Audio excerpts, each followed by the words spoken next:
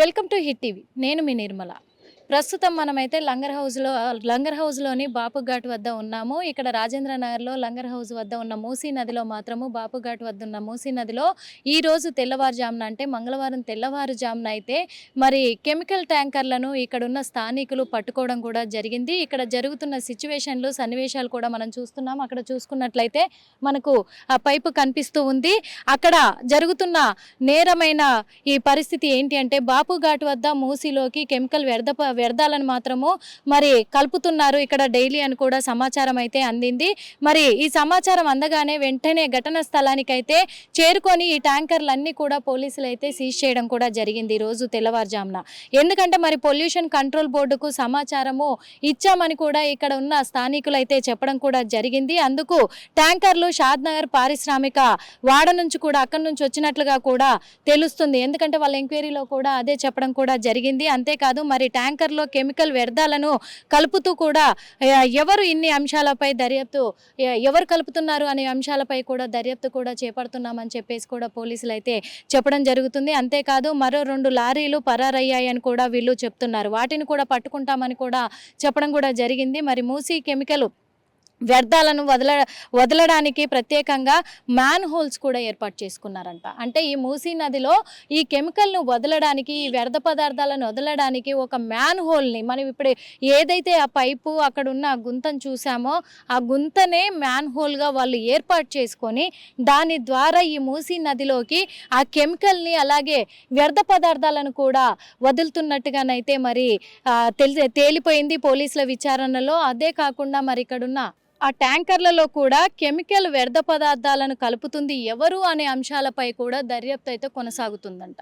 ఎందుకంటే మరి ఆ ట్యాంకర్లలో కెమికల్స్ కలపాల్సినంత అవసరం ఎవరికి వచ్చింది, మరి ఇంత ఘాతకానికి ఎవరు పాల్పడుతున్నారు, ఎందుకు ఈ కెమికల్స్ కలిపి మరి మూసీ నదిలో మరి కలపడం కూడా జరుగుతుంది, ఆ మూసీ నదిలో కలపడానికి కూడా ఇలాంటివి మ్యాన్ హోల్స్ ఎందుకు తయారు చేసుకున్నారు, ఎందుకు ఏర్పాట్లు చేసుకున్నారు వాళ్ళు, మరి దీంట్లో కలిపి అంటే ఏం చేయాలనుకున్నారు, ఈ చుట్టుపక్కల ఉన్న ప్రాంతంలో ఉన్న జనాలందరికీ కూడా ప్రజలందరికీ కూడా హానికరమైన ఆరోగ్యాన్ని మరి ఇవ్వడానికి కూడా ఇలాంటి ఘాతుకానికి పాల్పడుతుర్రా అనే కోణంలో కూడా దర్యాప్తు అయితే జరుగుతుందంట. అంతేకాదు మరి మూసీలోకి కెమికల్ వ్యర్థ పదార్థాలు వదలడానికి ప్రత్యేకంగా మ్యాన్ హోల్స్, అదే కాకుండా మ్యాన్ హోల్ ఏర్పాటు చేసిన వ్యక్తిపై సహకరిస్తున్న ఇసుక రీచ్ వ్యక్తులపై కూడా కేసు నమోదైందంట.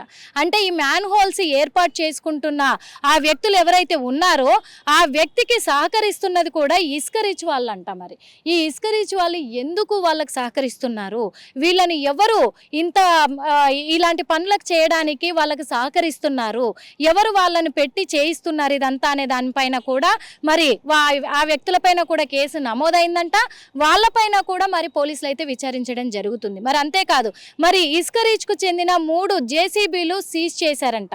ఈ ముగ్గురిని కూడా అదుపులోకి తీసుకున్నారు. అంటే ఈ జేసీబీలతోటి ఇసుక రీచ్ ఇక్కడ చూస్తున్నాం కదా మరి ఇసుక కుప్పలన్నీ కూడా ఇక్కడ ఇసుక పోస్తూ కూడా ఎందుకు మరి ఈ జేసీబీలతోటి ఇక్కడ ఇసుక రీచ్ చేస్తున్న వాళ్ళందరూ కూడా మరి 3 జేసీబీలు దొరికిపోయాయి పొద్దున.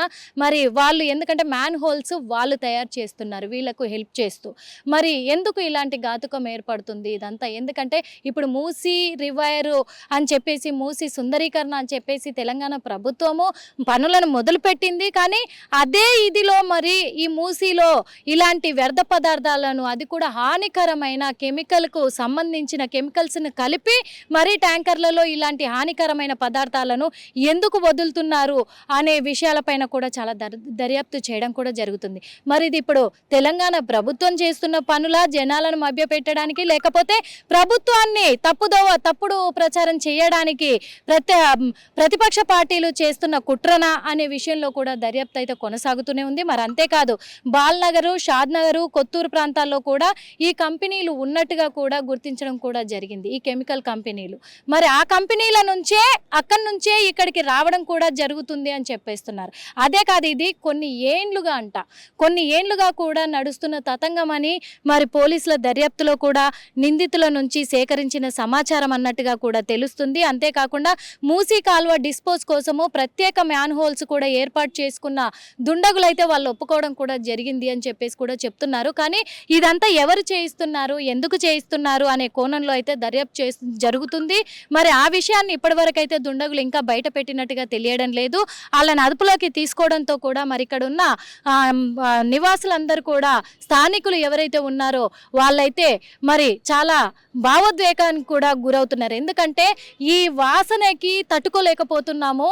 ఈ కెమికల్స్, ఈ వ్యర్థ పదార్థాలు ఇందులో కలపడంతో విపరీతమైన హానికరమైన ఆ వాసనకి మాకు వాంతులు అవుతున్నాయి అని చెప్పేసి ప్రజలు కూడా చెప్పడం కూడా జరుగుతుంది అన్నట్టుగా తెలుస్తుంది. ఎందుకంటే ఇక్కడ మనమే చూస్తున్నాం, మేము వచ్చి ఇప్పుడు ఇక్కడికి ఇంత కొద్ది సమయంలోనే మాకే వామిటింగ్స్ అయిపోయి మాకు చాలా అంటే చాలా విపరీతకరమైన వాసనకు తట్టుకోలేక అది ఒక డిఫరెంట్గా కెమికల్ స్మెల్ వస్తుంది ఇక్కడనైతే. ఇది ఎప్పటికైనా ప్రజలకు హానికరమే. ఇక్కడ వీళ్ళు మ్యాన్ హోల్స్ ఏర్పాటు చేయడం వల్ల మరి భూమిలో నుంచి వస్తున్న నీళ్లు ఏవైతే ఉంటాయో వాళ్ళు తాగే నీళ్లు అవి కూడా కలుషితమయ్యే ప్రమాదం ఉంది. ప్రజలు కూడా చాలా మంది అనారోగ్యం పాలయ్యే అవకాశాలు ఉన్నాయి. కాబట్టి మరి ప్రభుత్వం దీనిపైన చర్యలు చేపట్టి కఠినంగా కూడా దుండగుల నుంచి సమాచారం రాబట్టి దీనికి పాల్పడుతున్న దుండగులు నేరస్తులు ఎవరున్నారు అని వాళ్ళను కనిపెట్టి వాళ్ళని శిక్షించి ఇలాంటివి ఎక్కడ జరగకుండా చూడాలని కూడా కోరుకుంటున్నాము. అంతేకాదు ఈరోజు చూసుకున్నట్లయితే జీడిమెట్లలో కూడా రోడ్డు పైన ఎర్రటి నీళ్లు పారడం కూడా చూసాము. ఎర్రటి నీళ్లు డ్రమ్ములలో తీసుకొచ్చేసి కూడా వాళ్ళు పారబోసి వెళ్ళారు అనే సమాచారం అయితే ఉంది. ఇంకా అక్కడ ఏం జరిగింది అనేది క్లుప్తంగా అయితే తెలియరాలేదు. ఎందుకంటే అక్కడ అవి కూడా కెమికల్ నీళ్లు కాబట్టి కెమికల్తో కూడుకున్న వాటరే రోడ్లపైన వస్తున్నాయి అనే సమాచారం కూడా ఉంది. కాబట్టి అది ఎంతవరకు నిజం అనేది కూడా తెలియాల్సి ఉంది. కానీ ఇలాంటివి ఎందుకు జరుగుతున్నాయి అనే విషయంలో పోలీసులు ముమ్మరంగా వాళ్ళు చర్యలు చేపట్టి కఠినమైన చర్యలు తీసుకోవాలని కూడా మా హిట్ టీవీ ద్వారా కోరుకుంటున్నాము.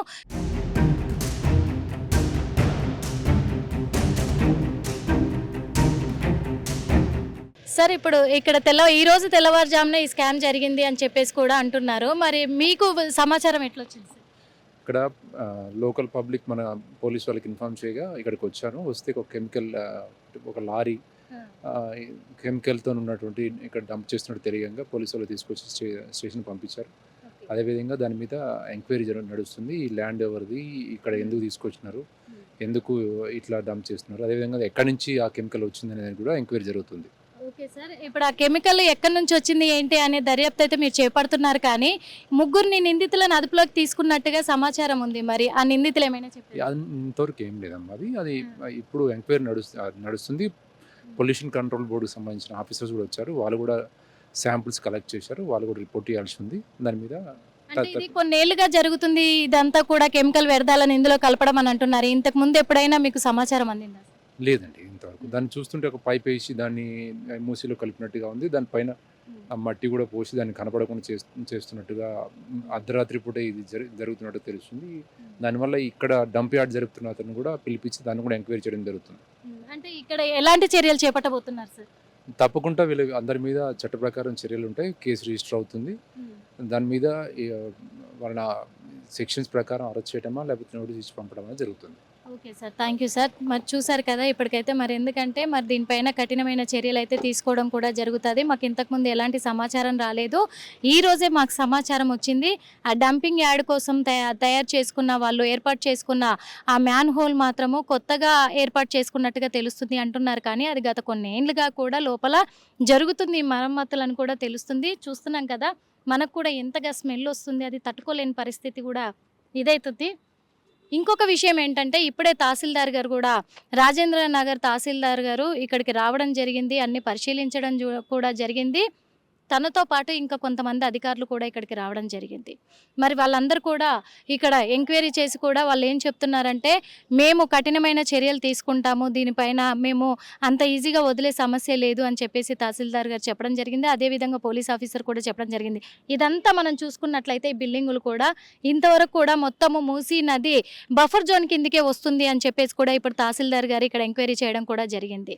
అందుకు ఇదంతా బఫర్ జోన్లో వస్తుంది కాబట్టి ఇక్కడ మరి వీళ్ళు ఎలా బిల్డింగులు కట్టగలిగారు? ఎందుకంటే ఇదంతా మూసీ నది కిందికి వస్తుంది. మరి ఈ మూసీ కాలువ కిందికి వచ్చే స్థలము మరి ఇది ఎవరు అమ్మడం జరిగింది, ఎవరు కొనడం జరిగింది, ఎలా కట్టుకున్నారనే దాని మీద కూడా మేము చర్యలు చేపడతాము, ఎంక్వైరీ చేసి కఠినమైన చర్యలు తీసుకుంటాము అని చెప్పడం కూడా జరిగింది. అదేవిధంగా ఇక్కడ ఏ ఒక్క బండ్లు కూడా పెట్టడానికి అవకాశం లేదు, ఎందుకంటే వీళ్ళు ఎవరు పర్మిషన్ తీసుకొని ఇక్కడ పెడుతున్నారనే కోణంలో కూడా మేము దర్యాప్తు చేపట్టి కఠినమైన చర్యలు తీసుకుంటాము అని చెప్పి కూడా మనకు ఎస్ఐ గారు చెప్పడం జరిగింది. అలాగే తహసీల్దార్ గారు కూడా అదే మాట్లాడి చెప్పడం జరిగింది. తను మీడియా ముఖంగా మాట్లాడలేదు, కానీ తను ఆ మాటలు చెప్పేసి ఇక్కడ నుంచి వెళ్ళడం జరిగింది. ఎందుకంటే మన దగ్గర విజువల్స్ కూడా ఉన్నాయి, వాళ్ళందరూ ఇక్కడ ఎంక్వైరీ చేసేటివి కూడా అవన్నీ చూస్తూనే ఉన్నారు.